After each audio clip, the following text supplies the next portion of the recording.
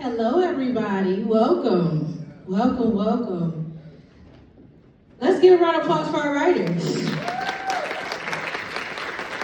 We welcome you to Voices of Freedom. This is an after-school program that I created. My name is Reverend Brittany L. Palmer. I'm an alum from Steelton, raised in Steelton. And writing has taken me a lot of places. And I developed my love for writing in the communications world right here at Still High. Does anyone know Ms. Ziegler? Mm-hmm. Remember Ziegler here? Mm-hmm. Yes, Ms. Ziegler. So she was the English teacher who got me to do the announcements. So that started my love for people just to hear something that I wrote and someone to respond to it. And then I took a creative writing class in my senior year. And then I went off to college and did mass comm and journalism, and I got my master's. And I learned so much about the writing business. And some things I wish I would have learned earlier, right? So with this after school program, we have students who are really, really interested in becoming writers.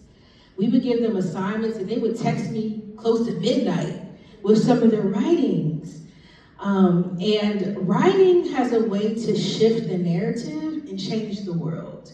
It has a way to open our minds up to what's new and what's capable. And that's what it did for me. And I want to bring that back here to Steelton. I did a lot of work in Richmond, Virginia, and Atlanta, and in Africa. So, of course, this is a different variation of the program to fit their needs and what they want. But I also want to say thank you to people who helped me. So Willie Slade, Coach Slade, was someone who was very instrumental. He actually took us on a field trip. And I interviewed Ebony. Her name is Ebony Marshall. And she actually was a Delta who went to Virginia Union University. And that's where I ended up going. And she also wrote my letter to become a Delta. So those connections right here in Steelton helped me to go to so many places all over the world. And writing has always been the thread in my life. I want to thank Ms. Bozart. Come on, Ms. Bozart. Ms. Bozart is our liaison here at Still High. This is our first cohort at Still High. We're going to do a cohort also in Harrisburg as well. But she is amazing and she cares about all of the children at this school. So did you want to say something? I'm Miss Bozart. I teach 12th grade English here. I have not had all of these students specifically within my classroom as their teacher. However, I have truly seen them shine during this experience. And I'm just so thankful Brittany chose us. She's an amazing woman, and just seeing her work alongside them and the voice and the truth that she has helped to facilitate pulling out of them and their pride as they stand up here today. I am just so thankful that you came here. So, thank you.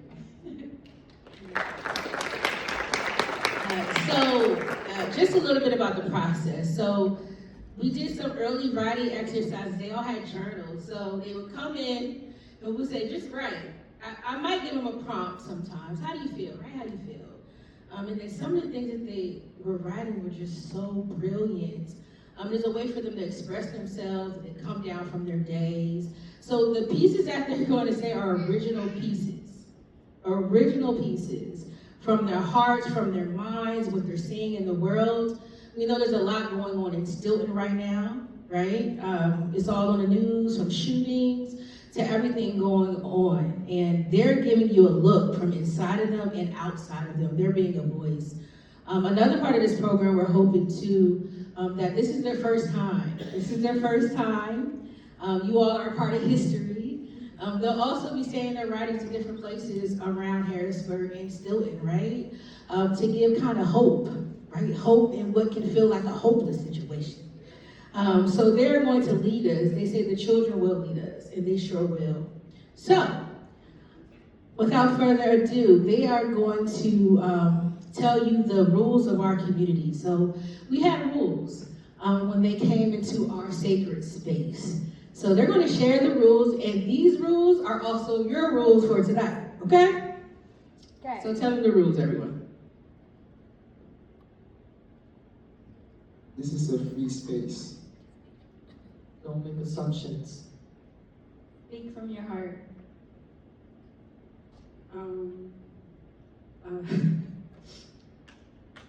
Write down how you feel. Respect each other's voices. Don't judge. All right, I heard that. Speak from your heart. Don't judge. No assumption. Respect everyone's voices. And this is a free space. Y'all ready? All right, let's get started.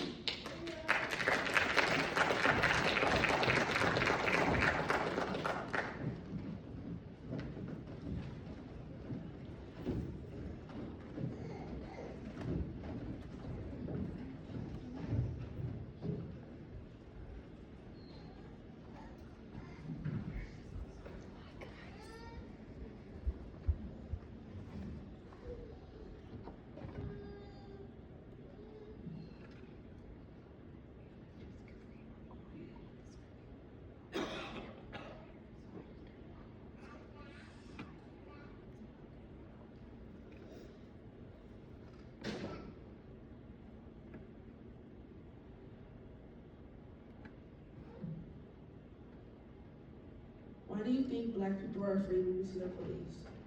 Aren't the police supposed to protect us? I don't know, because the way it looks, I'm not sure this is what protection looks like. Why do we always have to tighten up, watch our tones, wash our hands, be on our best behavior? Show our freedom papers, prove we belong, prove we're not a threat. They stop us, they abuse us, they kill us. And when we speak up, when we name what's happening, suddenly, we're the problem. Now we're the bad guys. Police, Proud Boys, ICE, FBI, same uniforms, same approach. Where does the fear lie? But our skin is not a crime. Our presence is not a threat. Our lives are not disposable. The color of our skin does not define us. Our presence should never be a reason to fear for our lives. They call it protection, we call it survival. So tell me, is this what protection looks like?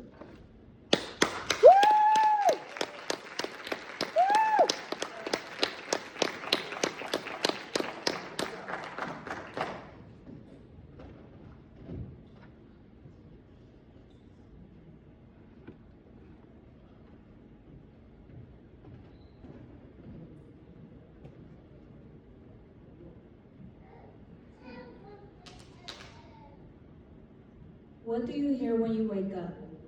I wake up before my eyes open. My stomach is already tight. My chest feels heavy. My parents are arguing again. I turn over, pull the covers up, count the seconds. I'm so tired. I go to sleep hoping it will stop.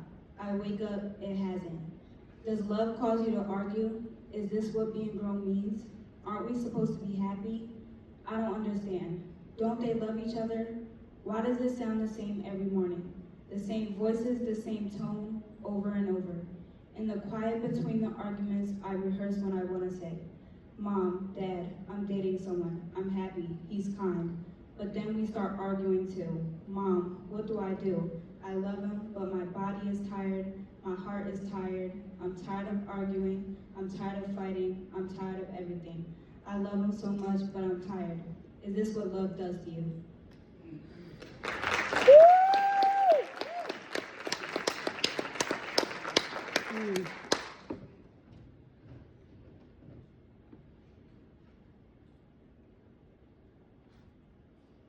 Have you ever had to keep a secret from someone you love?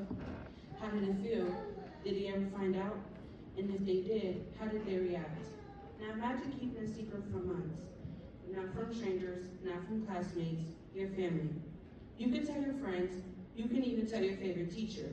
You can speak freely in places that feel safe. But when you tell the people who are supposed to love you the most, they don't listen. They get angry. They lecture you until you feel small, until your truth starts to feel like a mistake. When you ask them why they react this way, they say, because I've been through this before. But have you? This isn't Disney where everything wraps up neatly and everyone feels better by the end. This is 2026. The world is heavier, growing up is harder, and silence feels like protection. Maybe that's why people keep secrets. But I wonder, what if we didn't keep them? What if secrets weren't hiding places but bridges? What if listening came before reacting? What if love sounded like, I don't understand yet, but I'm here? Maybe healing starts there, not with knowing everything, but with making space. So maybe one day, everyone needs secrets to feel safe.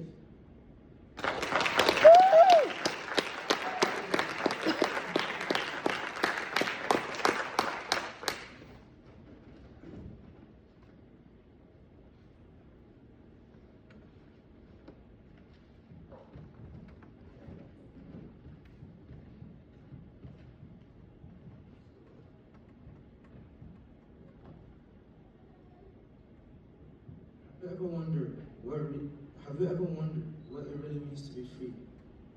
Not the version they give you, but the truth of it. They tell you, be free, stay out of trouble, be a good kid, respect your elders, get good grades. And yes, those things matter. But is that freedom or just obedience? They say, if something is wrong, speak up. We'll listen. We'll understand. But do they really? Or do they just say the words to make you feel quiet instead of heard? See, they tell us slavery is over. But what do you call it when your mind is free? When your thoughts, your fears, your questions, your truth stay locked inside because you don't feel safe enough to let them out. That's not freedom. That silence dressed up as peace. Real freedom is being seen. Real freedom is being heard by people who don't just listen to reply, but listen to understand. People who step in your shoes instead of judging your steps. Freedom is being bold enough to say, this is who I am, without fear of being shut down. Because being trapped in your mind, that's its own kind of chain. It's having thoughts, good or bad, with nowhere to go. It's carrying weight no one else can see, but you feel it every single day. And that's weight, it builds. It turns into something deeper, like a void, a space inside you that keeps growing when it's ignored. So freedom isn't about pretending that void isn't there. It's about learning how to live with it, balance it, understand it, and maybe that's what freedom really is.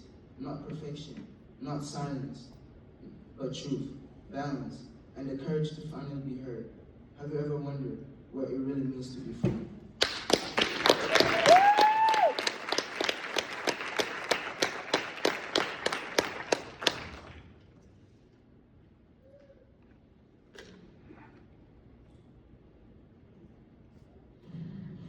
I think people understand what it's like to be surrounded by others and still feel completely unseen.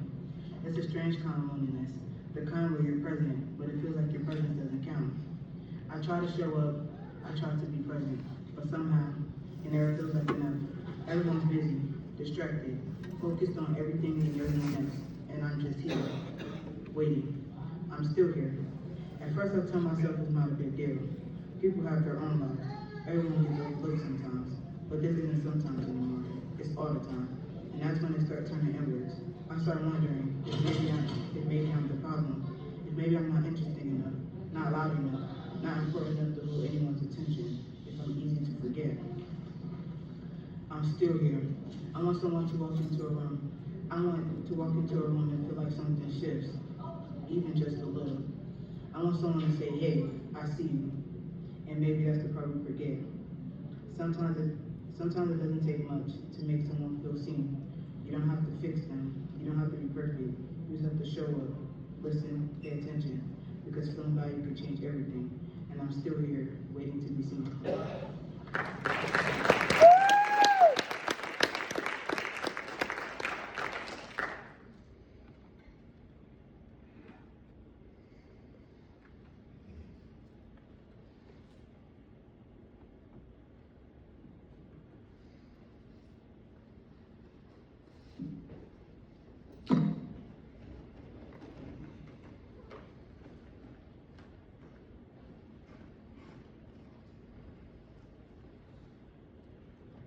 Hey little black girl, I want you to know you are enough, from your curls down to your shoes.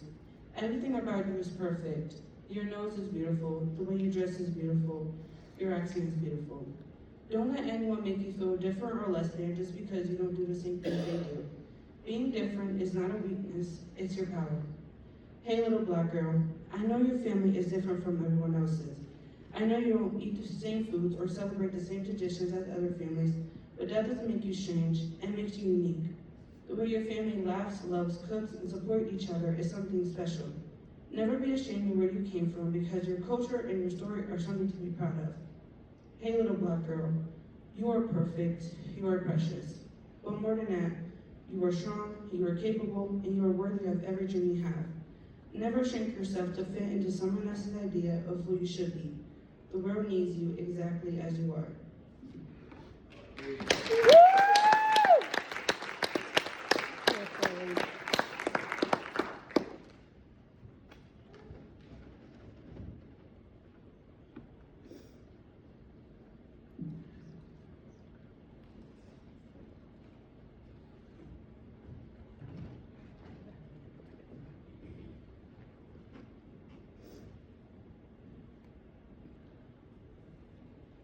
Have you ever wondered? Have you ever been to a place where you feel like an outcast? Where you feel you don't belong? So be it. I have. Alone where your jersey doesn't match everyone else, and your presence don't get recognized. There on the field, you ask for a pass, but the ball never touches your cleats. And they shine in the spotlights, leaving you in the shadows. So the silence becomes a hole which you can't fill. And you ask for support, but they expect you to know everything and adjust to everything, fit the system like everyone else. Now you've lost your way, like the soccer ball that didn't find its way back to the net. And so you start from zero, building on false persona, and leaving your true self in the shadows, which behind the new mask which you just formed. And it stares right back at you like knives to the throat. And the silent reminder that the mask fit tighter than your skin. You run the field again, cleats biting the grass, calling for the ball in a language your heart remembers, even when your tongue forgets. But the crowd roars for different names, names that sound smoother in the stadium lights. So you pass the ball instead of shooting, afraid your voice.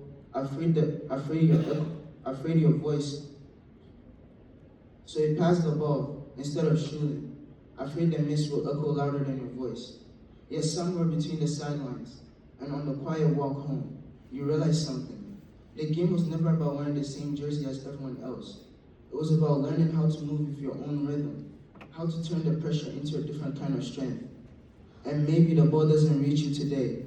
Maybe the net stays still. But one day you take that shot from the edge of doubt, and the sound of the net shaking will remind you that even an outcast can change the score of their own story.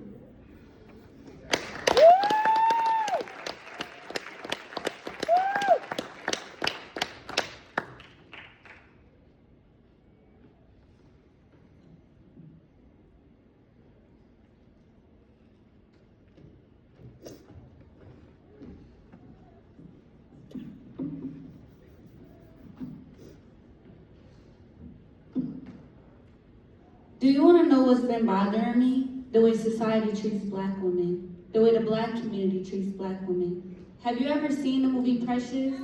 I didn't see it when I was younger. Back then, kids used her name as a joke. They called black little girls Precious and everyone would laugh. I didn't understand why. When I finally watched the movie in high school, I realized there was nothing funny about it. It's the kind of movie you only watch once. The kind that makes you shift in your seat. The kind that stays with you. People say Precious' story is sad, but they don't really see her. They only see what she isn't. Not white, not skinny, not blonde. They see dark skin, they see fat, they see illiterate. But that's not all she was. She was trying to learn, trying to become more than what she was given. She was surviving. And somewhere in the middle of watching her, I realized this isn't just her story. Hey Precious, you are beautiful. And maybe I'm saying that because I need to hear it too. Because I'm a black woman and I know what it's like to be judged before being known. I know what it's like to be reduced to labels instead of seen as human. I am a survivor. And when I say that, I don't just mean her. I mean me. us, we are survivors. Not because the world made space for us, but because we kept going anyway. We are precious.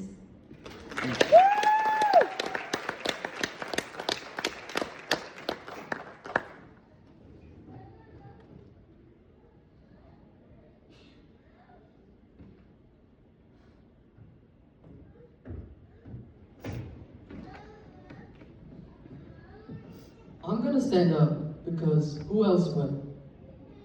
When I stand up, I'm faced with fear. When I stand up, I see unfairness. I'm going to say this even if people deny it.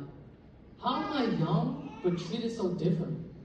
If this is the future, then why are we still restricted? They tell it to my face. You're not old enough. You're not ready. But if I ran away, what would you do then? So I stand up. I speak what I feel. Free country, then free me. Anyone could be me. Anything could be me. And I'm not mad. I'm not happy. I'm not scared or I'm sad. I just see unfairness in the eyes of a human. To other young people who are treated unfairly, we're supposed to be better than we are expected of. But we're given no opportunity, no chance, no time to prove ourselves. Not just me. Others who wants to be more than an understudy, more than some leftover scraps. Give me the part. Give me something I'm worth holding on to. Because when I stand up, I'm not asking for permission. I'm standing up for opportunity. I'm standing up for my generation. We all stand up.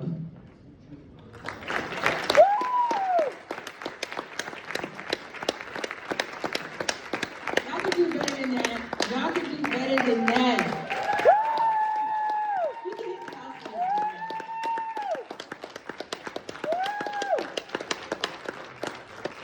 I'm Daniel Maldonado, and I that. was... Wait, you gotta wait for the crowd to stop.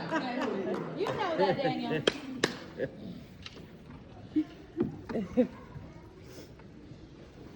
I'm Daniel Maldonado. I'm in 11th grade, and I wrote Stand Up.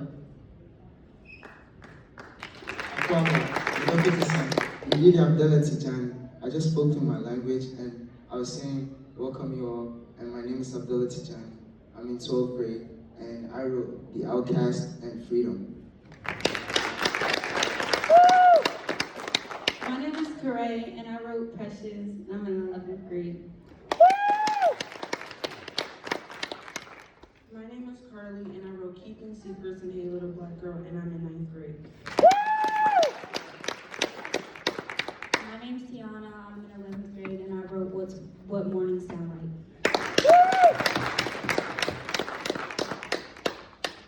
I'm Mayana, I'm in 11th grade, and I wrote Who's Protection For? So these are original pieces. And a lot of them really want to be writers. And that just makes me so happy. And I tell them all the time just how brilliant they are.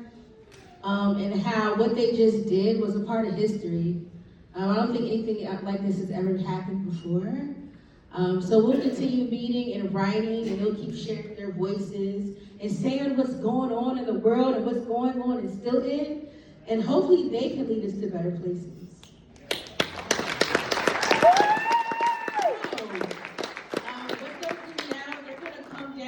And stand in front of the stage. And if you would like to at this time, give them some affirmations. Come shake the writer's hands. They are going to just set the world on fire. Woo! And I'm so happy about it.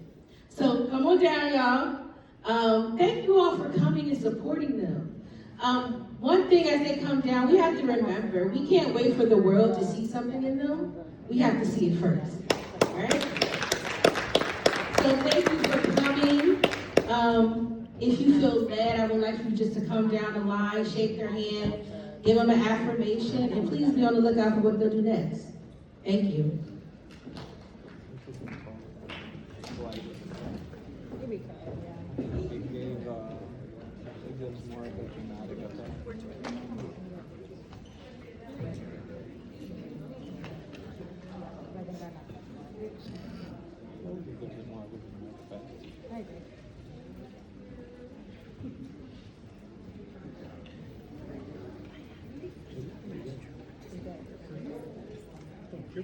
Yeah.